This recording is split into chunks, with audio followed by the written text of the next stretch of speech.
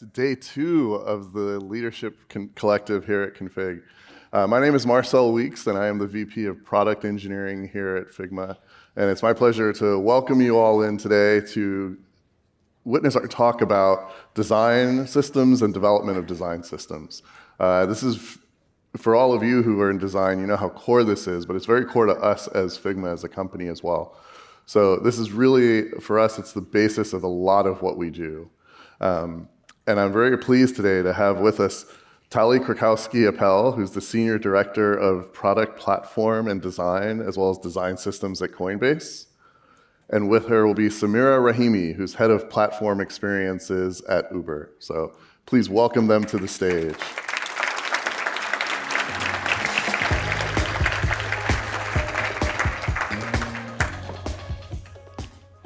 Welcome.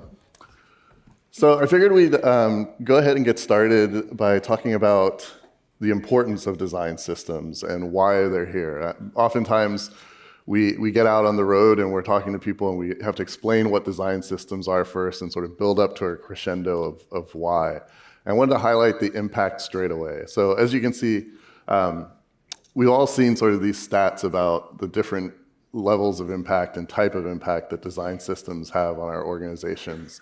And I can say at Figma, we, as you would imagine, also have a design system and a design system team that's dedicated to that. And we spend a lot of time also looking at how we can improve developer productivity, developer efficiency, et cetera.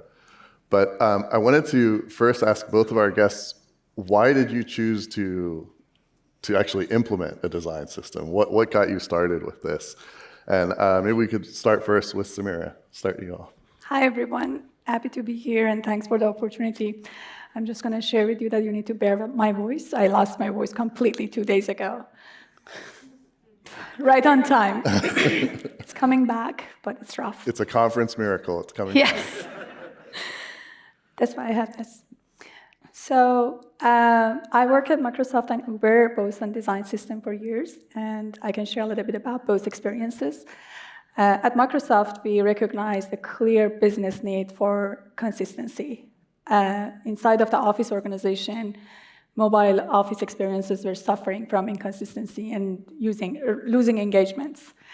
It was a clear need that we need to clear kind of like a design system for it. We started by not creation, just curation of the best practices across Office mobile. And the second part was respecting platform.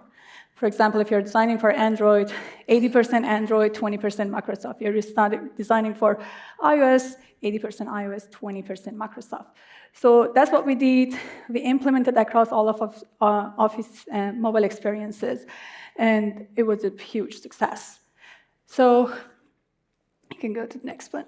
So that was the start point of bringing consistency, talking about it, building a design system.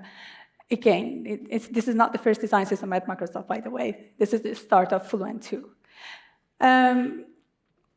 Later, for Copilot, even leadership demanded higher level of consistency.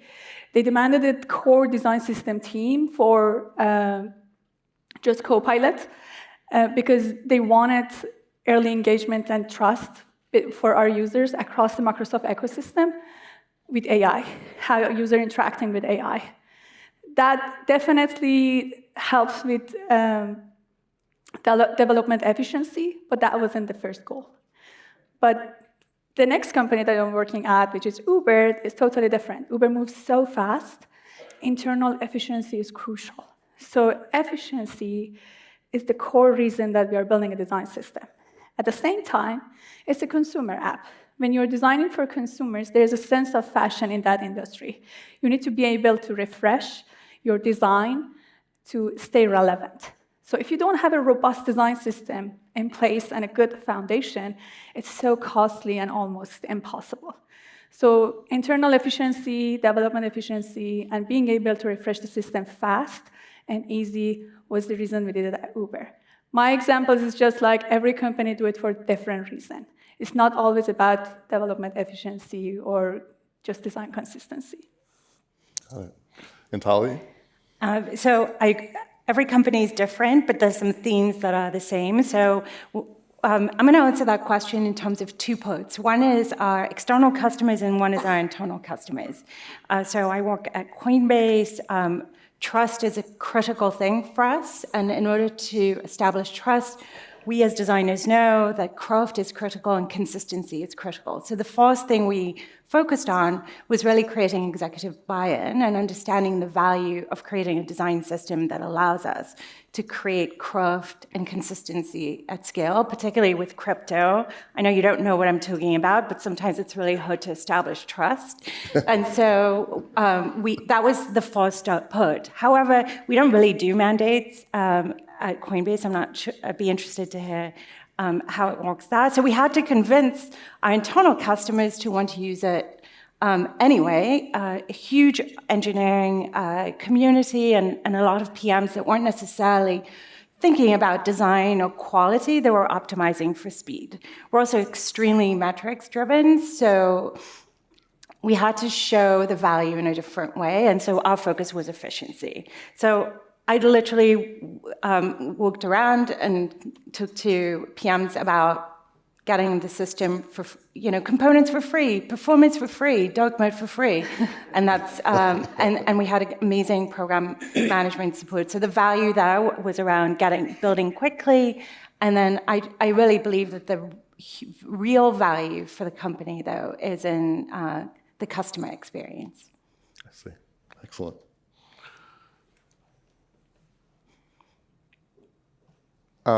You mentioned sort of the different aspects, and we talked about how you can sort of measure these type of impact. I think it's interesting that we have sort of several axes against which we typically measure. There's sort of the development speed, developer efficiency, customer satisfaction. You talked a little bit about internal employee satisfaction. I'm curious sort of what are the main ways that you drive adoption based off of this? Atal, you spoke a little bit about this, but Samira, I'd like to hear how you talk a little bit about getting adoption. Having a design system and crafting it is great, but now you've got to get people to use it. How does that typically go? We are making a lot of progress in adoption. First rule for me is we never stop the business for the sake of adoption of the design system. If you are in a multi-brand product company, one app is exploring the business, they need to move so fast, they move so fast. We don't stop them for adoption. The more mature part of the company and organization normally have higher rate of adoption. This is natural. So that's the first rule, that we don't stop the business for the sake of adoption. We find them at the right time and right moment and help them to adopt the system. But overall, we have different tools that we use for adoption and tracking. I think you should go to the next slide. Okay, this one. We call it UTrack. UTrack is a dashboard that helps us to see how our apps team using our component is so usable when we want to do audits, when we want to make changes. We exactly know which app using buttons in which form and shape and how often and all of that, how they do type and all of this is like one of the tools that we're actively using. The second one is we have a dashboard for base adoption. This is a kind of, if I had my cell phone, I could show you. You turn it on your phone as an employee, you totally see what is base, what is not base. It tracks all the components, because a lot of component looks like base, but they are not base. Then how the app team knows that they need to refresh it. It totally clarifies for you what is base, what is not base, and also accessibility bugs. And then for the next one, then the next phase after you find out, you need to go screen by screen. We go screen by screen because we have that audit easily. And check the adoption and work with the foundation team of that product to do that adoption. We have a high adoption on Rider app, which is above 80%. I think that's golden standard for adoption. The 20%, like the entire experience cannot be design system, but lower adoption on delivery and Uber Eats or other part of the company, because again, that's a business that we're exploring, we're learning, we're building. It needs to get mature enough to being able to systemize. It's a little bit like, definitely takes time to get there with them. But that's what we are doing. We're doing a lot of tooling. Cheers to Uber's design engineers. They're doing an amazing job by building these tools.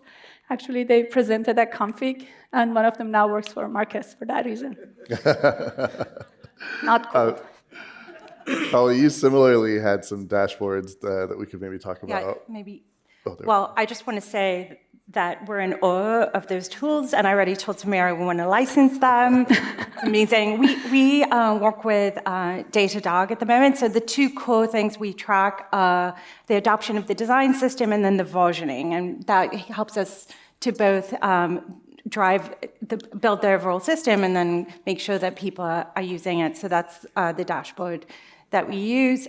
In terms of actually making it happen, so 4 years ago, we started building, we were at single-digit adoption. Today, we're at 94% adoption, which is pretty exciting to see, although I think we still have a long way in maturing the system. One of the things I find is that it's one thing to build it, but if no one is thinking about it as a product internally, it's really hard to drive adoption. So we've developed this adoption framework where we're thinking about, it's great that you're building it, but does anyone care? Does anyone need this component? Is anyone incentivized, even if you did build this component, is anyone incentivized to actually do the work to adopt it? Does anyone know you built it? Which seems obvious, but it turns out not to be. We build things all the time, and people just didn't realize they were available. And then how usable is it? Is the documentation there? Is it easy enough to use? And so these are some of the techniques that we've been using to drive both the marketability of the product and then the usage and measuring the product, particularly in our culture, which is very engineer and data-driven. And so if we can't measure it, it's really hard to prove the value of it. And also what I've found out as a designer who's had to relish in data is actually the adoption is incredibly informative because it drives roadmaps for us and inspires us to know what our customers actually need. Yeah, it's very interesting that none of us would think to develop a product that we were selling externally and then just not say anything about it and hope that people would use it. But that's oftentimes where we end up with lack of sort of internal product marketing or product management support being thin and having one person going around trying to get the entire organization on board. That is definitely one of these issues. Tali, there's one more slide here I wanted to ask you about was sort of the way you build up your component structures. Yes. So we've reached 94% adoption, and now we're in a privileged place of thinking about where does the system mature to? And so going back to your original question, which is why are we doing this, around quality and consistency, one of the things that we're aiming towards doing now is essentially moving up the stack. So instead of just looking at the Lego pieces, because everyone can build their own version of a tree, what we're now establishing are complex components, which are essentially groups of components, sometimes whole screens, that set repeated patterns and then can be adopted at a large scale. And then product components, which is the next level of complexity that actually includes data and business logic, which is where we really have to work with product teams. And so that's where we're looking at establishing libraries with product teams that are bespoke to those product teams. And it's a joint venture between the design systems team and the product design team. I see. So who does the implementation on those? So in complex components, still the design systems team, because there is no data, there's still empty containers. Yep. And then when we move to product components, we actually, the complex components are either built by the design systems team and then populated by the product design team. I see. Sorry, by the product teams. Or we use a contribution model where a product team needs a product component and we incentivize them to build it with the idea of it then being inherited into the design system. And because we measure it, we're actually able to reward them by giving them impact of adoption. Oh, so they get attribution for their work there. Very nice. Let's see, I think. Yes, these two. We have some slides to just help the conversation, so those are random. Yeah. We're going to move around. These slides, we use it a lot at Uber. One of them says list item without base design system. Another one says list item with the base design system. That's the amount of code you need to write. And the next one shows even for accessibility, there is no code required. I think this type of visual is something that helps to communicate with people for adoption. And Tali, this reminds me of you going around saying free this, free that, free Yes, whatever. Okay. exactly. I say, absolutely.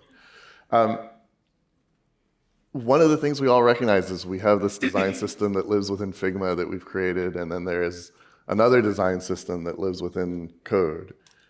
What ends up being the source of truth? How do you go about attributing that and keeping that in sync?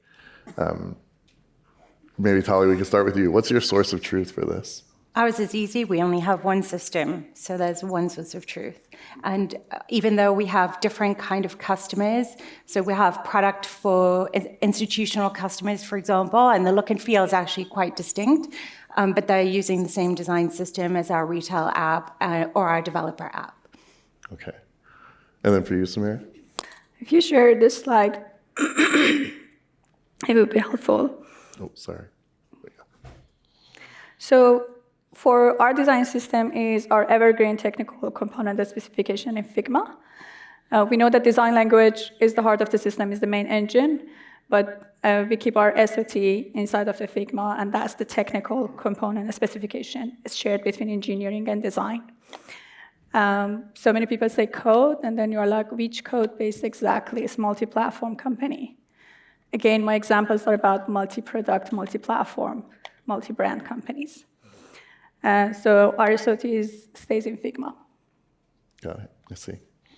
And then Tali, for you? Oh, this is just the library structure. Yeah. So there's the core libraries, and then the different product teams actually create their own sub-libraries that reference what I was discussing before. So what we're seeing here on the right are the product team libraries? That's exactly right. Okay. Yeah. Mm-hmm. So here, I want to share a little bit about, people say, oh, flexibility structure. I believe that design system team itself is a system. If you design it correctly, you can totally see that inside of your product. This is the work that I call it or we call it orchestration, design system orchestration. We did it at Microsoft, we did it at Uber as well. And what it does is merging hundreds of SOT file libraries across the company and make sense of it, put clear cover on it, and also clear naming as a structure.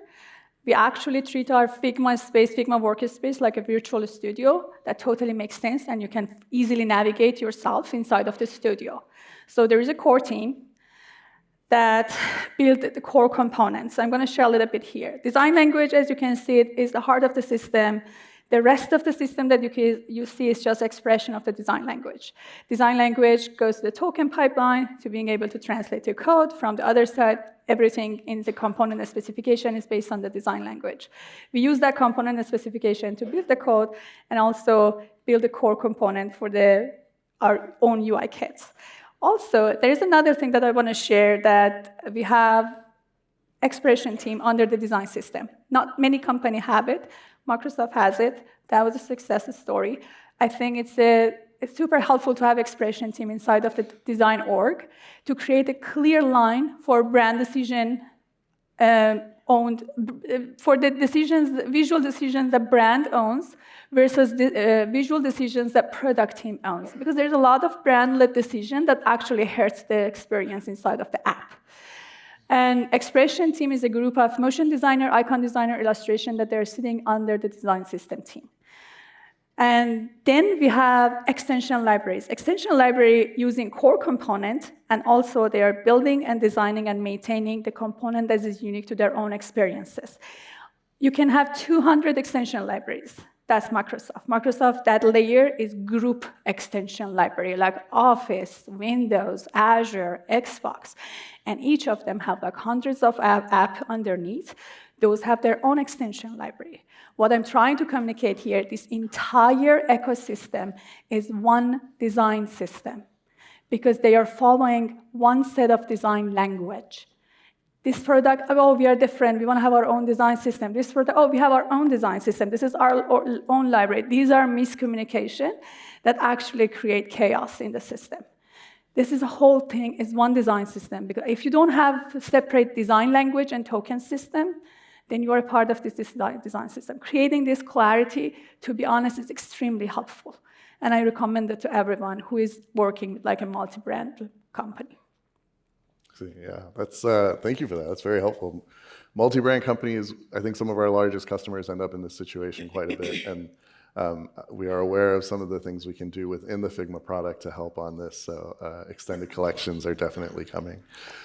You mentioned there's sort of a level of structure that I think design systems benefit from. When we have that in place, it really helps to make sure that everyone adheres to it and we know what's going on, what the rules of the road are, if you will. But at the same time, you do want to encourage some level of flexibility sort of at each product level. So there's this fine balance that I'm sure all of you are dealing with on how you actually provide enough structure for people to participate within a framework, but then enough flexibility for them still to have appropriate expressiveness, either per brand or just within the product. Tali, how do you do this with multiple products? What's your approach to this? Yeah, so I want to actually I want to talk to you about theming, which is something that is strangely exciting for me personally, but one of the things that, so about 3 years ago when NFTs were all the rage, we decided to build an NFT product. And at the time, I remember that the product team that was tasked with building it said, well, we can't use your design system. It has to look its own thing. And so they proceeded with starting with a new product, which you were referencing too, right? Like everyone wants their own design system in the company. Because we are different. So, one of the things in kind of marketing a design system, one of the things that I realized would be an amazing value is if we had a design system that was able to actually, even though the architecture of it was exactly the same, that the way you would skin the house would be completely distinct. And by doing that, we'd create a unique value propositions for as we create new products, because it would never be limited by the look and feel of the product. And so our amazing design systems team built theming basically in 2025. And what this allows us to do using screens is just create a completely distinct look and feel and a logic at the product level, all using the same design system. And what this allows us to do now is essentially empower our product teams, because we have pretty distinct audiences with a very distinct business needs and interest. And so if you're creating a product for an institutional customer, you have to convey and provide function that is quite distinct from a retail customer that's trading in crypto for the first time, or a developer that's actually building out in the open. And so what this is unlocking for us is the ability to continue to drive immense adoption, move the system up the stack, and yet liberate the entire ecosystem to look any which way it wants, and hopefully down the road also let our customers theme things the way they want to. I see. Yeah, I do think that, I know we joke about it, that everyone wants their own design system, but I think in practice, that's coming from everyone sort of they want to have their own identity and express it in some way. Yes. Right? And I think that having that flexibility within the design system. Being able to enable it is important, and also having like a clear listening loop.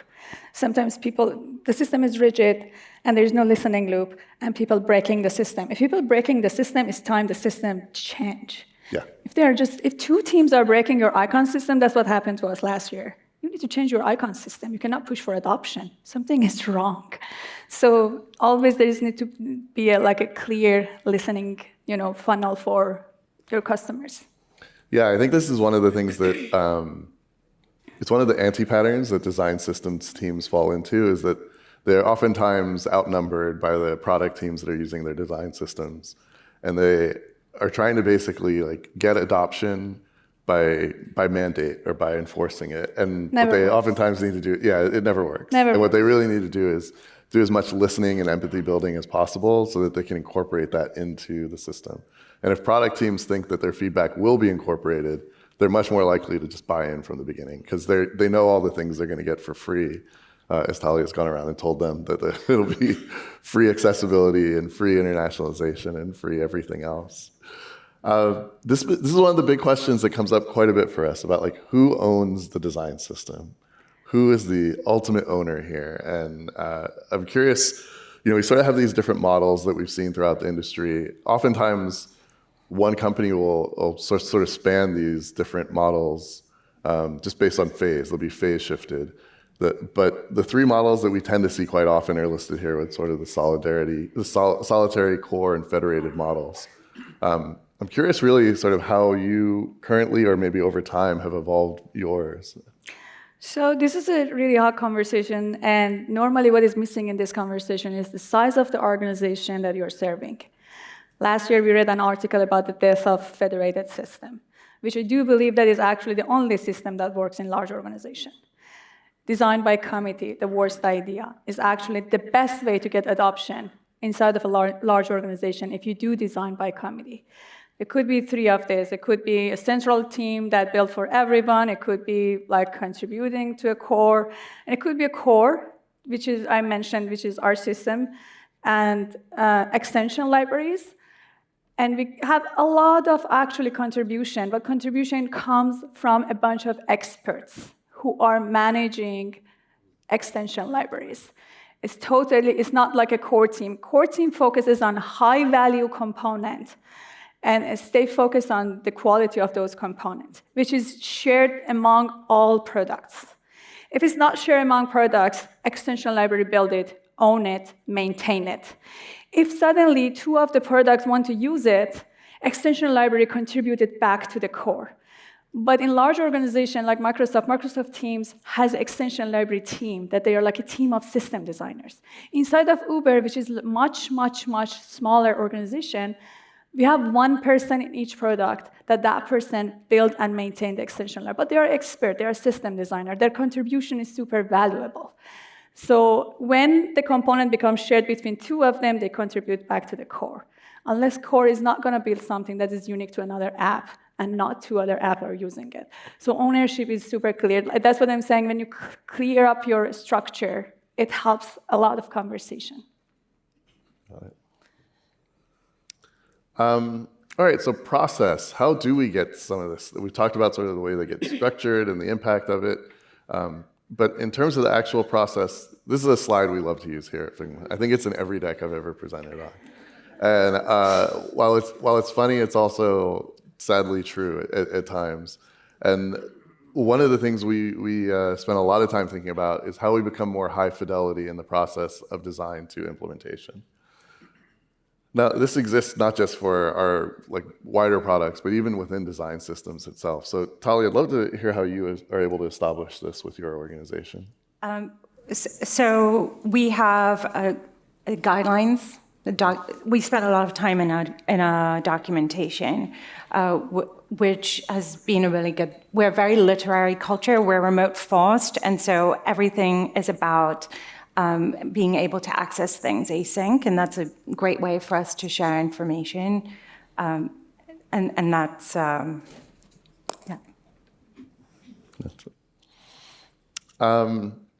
Let's see. We've got a few minutes before we can jump into questions. I'm actually going to pause here because I suspect this may come up in the questions, and actually just throw us open to questions from the audience. Happy to have our guests answer any questions that you may have, and would love to have you come up and ask any questions. I think we've got Mike somewhere in the, somewhere around to ask questions. It's here. Oh, here they come. No, one here.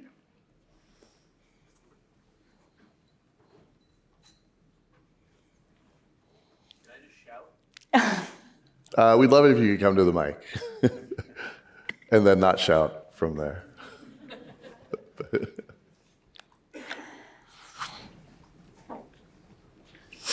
Thank you. Really great points you're making.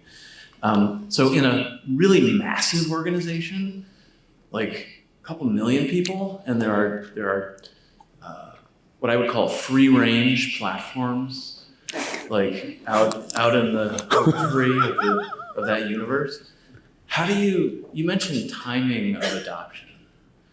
I don't know, maybe that's a dimension I'd be interested in hearing more about, is how do you get those far-flung platform UIs into a central design system, which we have, but these other platforms that have been around for a long time, and I call them free range because they have nothing to do with the living design system that we have.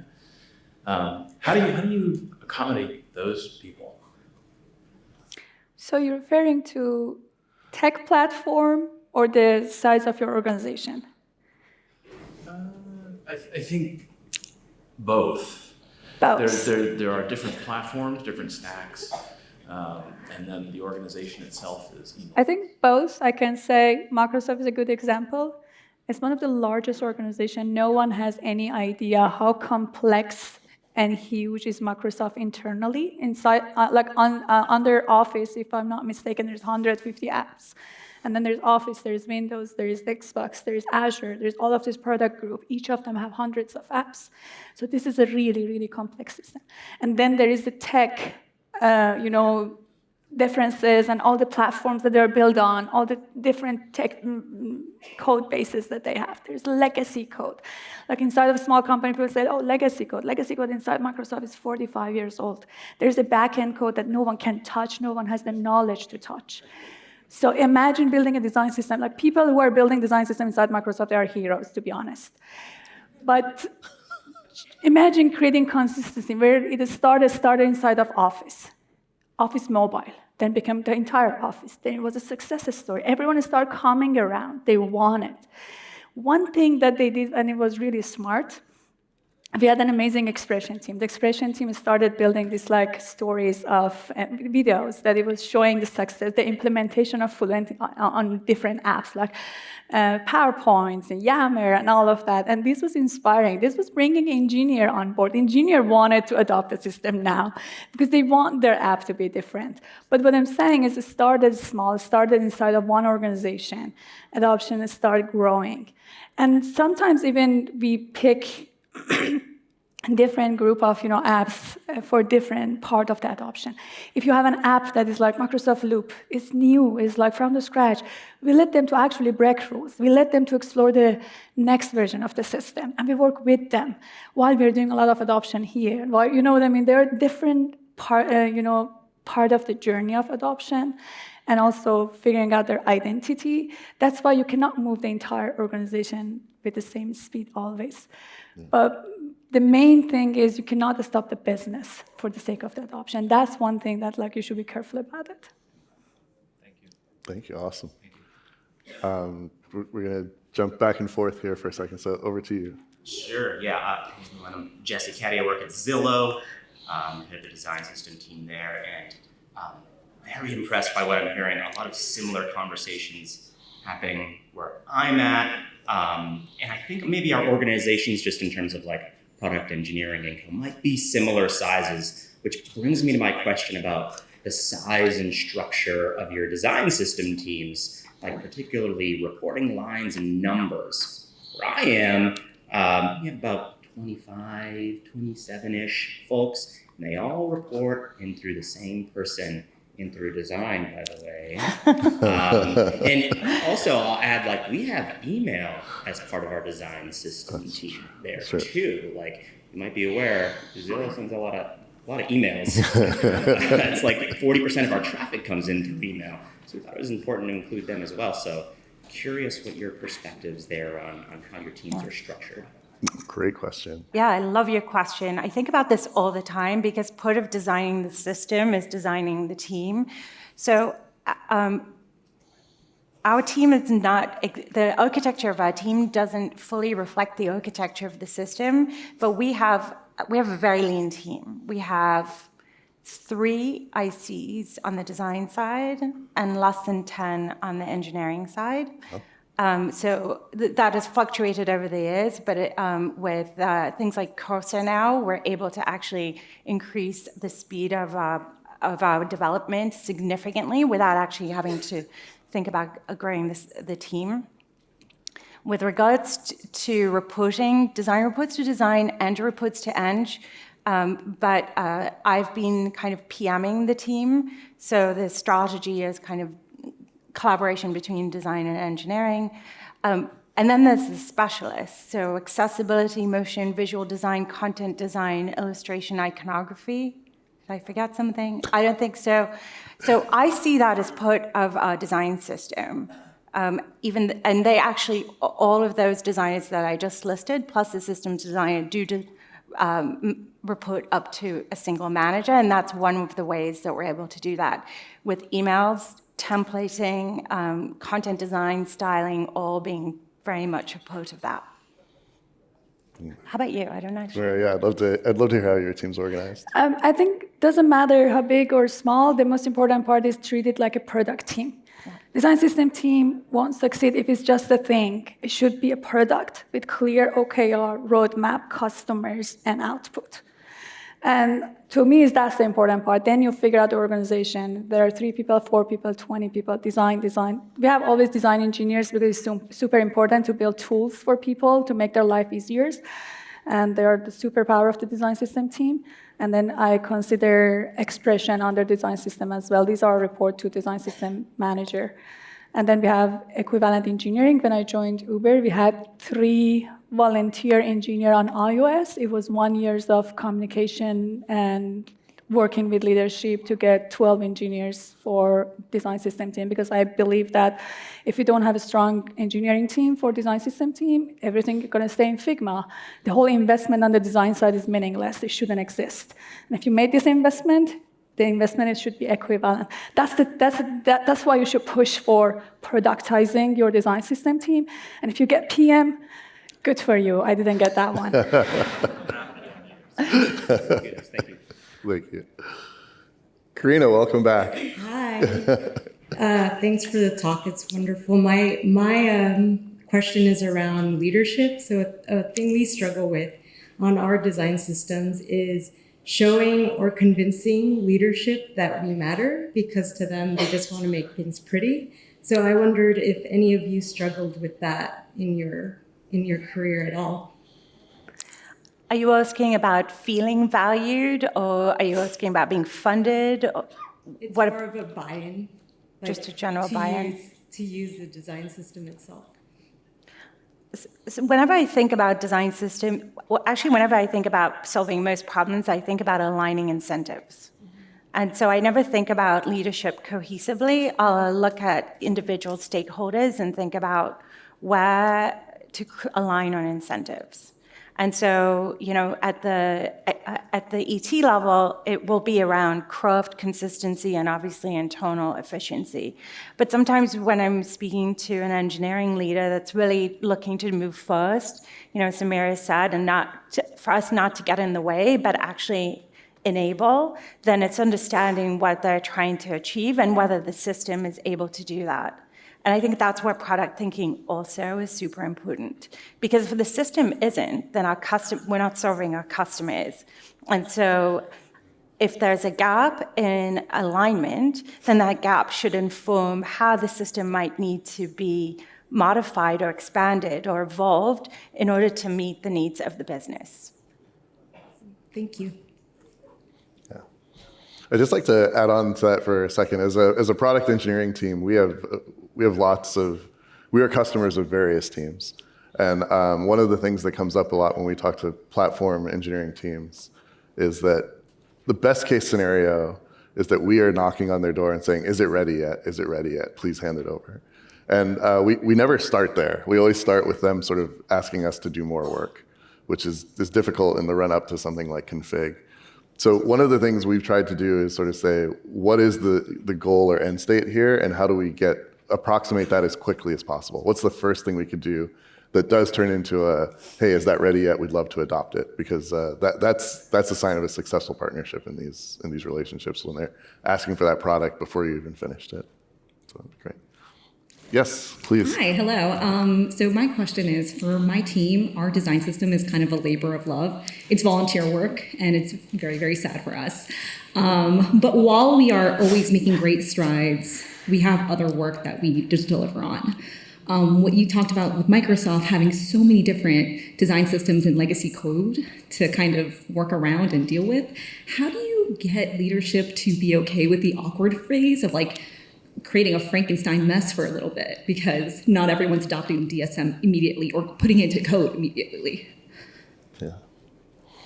I didn't hear the second part correctly. How do you get everyone comfortable with it being a Frankenstein or a little bit of a mess like that implementation versus the design slide that Marcel you had? I think if I'm getting it right, it's about how we get the implementation right based on the design that we're delivering. Or sort of a phased implementation where it's like half of it is in the design. It's all system, about the half is- spec. We have superpower designers like Ian who are doing technical spec, and your technical spec is everything. That's the source of truth. If your source of truth is correct, everyone can have something to align with, right? We put a lot of work on our technical spec to make sure it's clear, and then that's the source of truth for conversation with all platform, all engineering, all design, all products. So it's important to have a strong source of truth.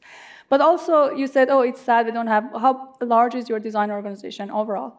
We have a large global team, but our design team on its own is about 10 people strong, and we only have 3 designers on the DSM team. So one more thing I want to share is just design system is not actually the most efficient way to build things. Design system itself is slow to build, it's costly to build. It's not the best solution for everyone. That's what I'm saying. It's important to consider the size of the organization when you talk about the design system structure, format, how it works, how collaborate with others. Have that in mind as well. It must have clear business impact and clear ROI based on the investment the business makes. She was asking about selling to the leadership. You need to have clear business goals to being able to sell it. At Uber, I have zero problem. Leadership hired us to do this work because they know the value. At Microsoft, it was a lot of selling and everything was based on business. It was like, business succeed for this. It was clear, it was no question. When Copilot started, leadership demanded a design system team for just Copilot and AI. And they moved the whole core team, made it Copilot design system team. And then they built another core system team again. That's what I'm saying. It's just when the business impact is clear, there's no problem in the buying. But about your question, I would say the spec and also size of the organization, again, I went all around. Yeah, I think the challenge is like that in-between time, like that awkward phase of what your experience looked like, because there's so many things that are nice and new and shiny, and they look to spec, and then there's these other pages that haven't been touched in forever, right? And it's all part of the same experience, and it's very, gives us like an identity crisis, especially for designers who are perfectionists, right? It's really hard for them. It's a journey. Yeah. It takes time. It's okay. Yeah. You gotta make it. Fluent is beautiful. It took 8 years. Thank you. 8 years of inconsistency. I talk about Fluent a lot. I love it. I still love it. I worked there so long. Keep up the good fight. Thank you. Hi, thank you so much for speaking today. I'll introduce myself. I'm Jess Paris. I'm the director of the design system team over at ServiceTitan. And your discussion about extension libraries really hit home with me. So I'm curious how you keep the governance, the checks and balances that you have in the design system when you have people that are not directly in the system actually owning those libraries. You need to find people that they have some level of understanding and expertise. You can start educate them, but also we have a playbook for how you started extension library, how you built it, what is the ownership and all of that. Sure. And to be honest, if a feature team comes, ask for something that is a feature and it's not core component, we just say no. And we start pushing them to build that muscle inside of their app because that's what's gonna help them to succeed in future. It's hard, but we just have a guideline, we just have a playbook. Well, Sorry, go ahead. I was just going to say, what we did in a mini way is we identified opportunities for shared libraries that were bespoke to product teams, and then identified short sprints where we would allocate one designer to partner with a specific designer that became an ambassador for the design system, and then they together co-author libraries, say for a retail app, that are specific to them, and they're time-boxed. And then there's two owners representing both the systems side and the product need side, and then it becomes the ownership and the responsibility of maintenance is then inferred from those moments. That makes a lot of sense. I'm sure you can keep on top of things like anti-patterns and things like that a lot easier when you have somebody from the core team embedded. Yes, and you're also creating relationships. Sure. So the people who are sprinting together then go back to their everyday job with the education and become ambassadors for the design system and for scaling those mini libraries. Yes. That's the part that I mentioned also, like design by committee. Everyone are like, no, it's not working. It actually really works for design system team. Sure. Whenever we want to make any decision, design system is not on Ivy Tower building something, push for adoption. Whatever decision we make is with product team. We want to change something, we want to change a shadow, we bring people from this app, experts from each app. We come together, we make a decision, we align, we make the call, the person in design system team normalize the decision, document it, share it with others. And that's the same about the shared library. Some shared experiences could be a kind of another version of extension. Sometimes you just document them, at least in Figma, with like clear documentation. And that Figma, it doesn't get built in code because it's not that much reusable, but the core pattern is shared between some apps. Sure. So it's good to have it inside of the Figma, even if it doesn't have code library. Thank you. Hey, so we have a pretty mature design system. For years, we've been blessed with the ability to really invest in that core team. And I loved your points about how it needs to be a little more federated, a little more democratized, especially in a large organization. How do you manage that transition? So we're now not funding a really large design system team, and we're starting to push that down to those application libraries, to those different product teams to say, hey, you need to contribute. Hey, you need to build. Hey, there isn't 1-800 build my component for me helpline anymore. So how do you manage that transition? I think the first part was the orchestration work that we did. I just started creating like a virtual studio inside of Figma workspace and create that clarity of our relationship. Who we are, who you are, how we work together, how we build together, what is attached to what is the attached from what is allowed to be the attached, it's just like we talk to each other inside of the Figma workspace. It's like a real studio, real design system studio for the entire organization, even if there is like thousands of people in your design organization. So creating that clarity, naming system, cover system, making sense of things, making sense of connection. And then it was a lot of conversation to make it happen. I did it with one designer at Uber. She was the most senior person in the team, and she just merged like hundreds of library and SOT in 2 months. At Microsoft, it was like a roadshow. My manager and I went to many conversations with different leadership and different people to just talk about this idea of structure and making it happen. So it's different, like depends on how you want to make it. But I feel like creating the structure, clarity of the structure is the first step, moving toward like telling everyone how things works here, what's the contribution funnel, what is connected to what. Thank you. Yeah. Maybe time for one or two more questions. Yeah. Well, thank you.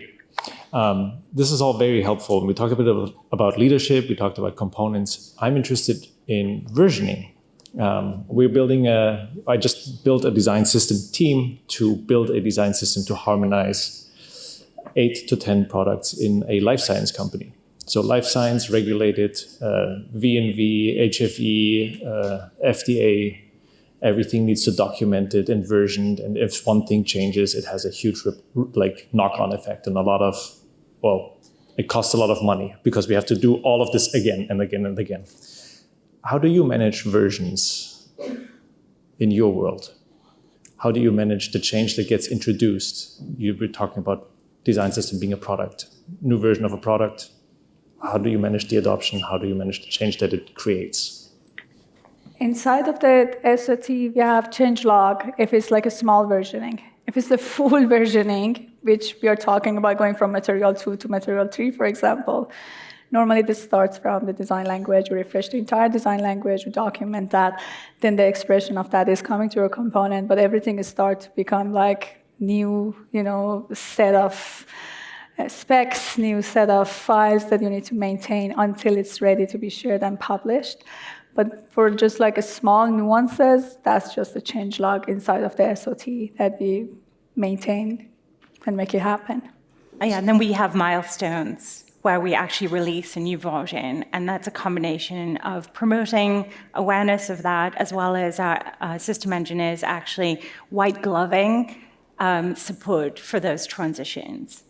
And again, that's really, it's one, marketing the value of those. So we have new accessibility features or a new component that maybe wasn't previously supported, making sure that the team is incentivized to do that, then supporting them through that. And lastly, the metrics, again, because we're reporting every 2 to 4 weeks to execs about versioning adoptions. And so there's an implied responsibility from the product teams to actually advance and be consistent in their usage. So what I'm hearing is essentially accentuate the moment of release. Say, okay, this is the new release. This is what you get for it. It's not just for design, it's for engineering and product and leadership. Yes. All right. Thank you. Awesome. Okay, one more question. I think I'm the last one here. So I'm Shahin. I'm a director of product and experience at a company called Moving Brands. We are an innovation partner for large organizations, and we usually deal with existing design systems. And we are basically trying to innovate their products in a way that it's kind of adapted to AI. I want to ask a question that hopefully brings us back to the question we see over there. So AI, like the graphical, standard graphical interfaces are, I think, more deterministic, and we are kind of thinking all the parts when we design it. And AI is more uncertain and kind of in a bit of free reign. And in this world, how do you envisage AI will impact existing design systems, and how would you sort of measure success in this kind of uncertain environment? I'm happy to take this. Simple. I love this topic. I think about it all the time. And I think it's a pretty thrilling time all around. It's a pretty thrilling time for design systems. So I want to share with you something that I know we had been experimenting with for about a year and realized it was too soon, which was to take AI and build a plugin that essentially understands the system and is able to, with a prompt, generate patterns that were design system compliant, both for ideation and prototyping, as well as potentially all the way to the end. The AI wasn't there yet, although I think we're moments away from achieving that. So I think there's like that generation, the design generation aspect of it. From a code generation aspect of it, our engineering team is already far along with just using Cursor and training Cursor on our design system and being able to automate a lot of that at the creation of the component level.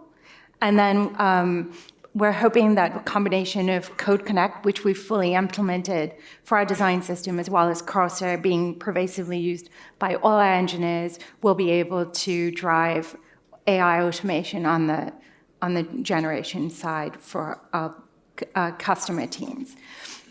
And then there's like other really interesting places. Like Marcel was, you were commenting about how people pitch ideas to you when you're doing things right. So I was begging him to build us a linting tool that would allow us to just be able to evaluate the design system and make automated recommendations. We're also doing a lot with content design, which I definitely think about as part of the system, but we haven't really been able to do that efficiently yet.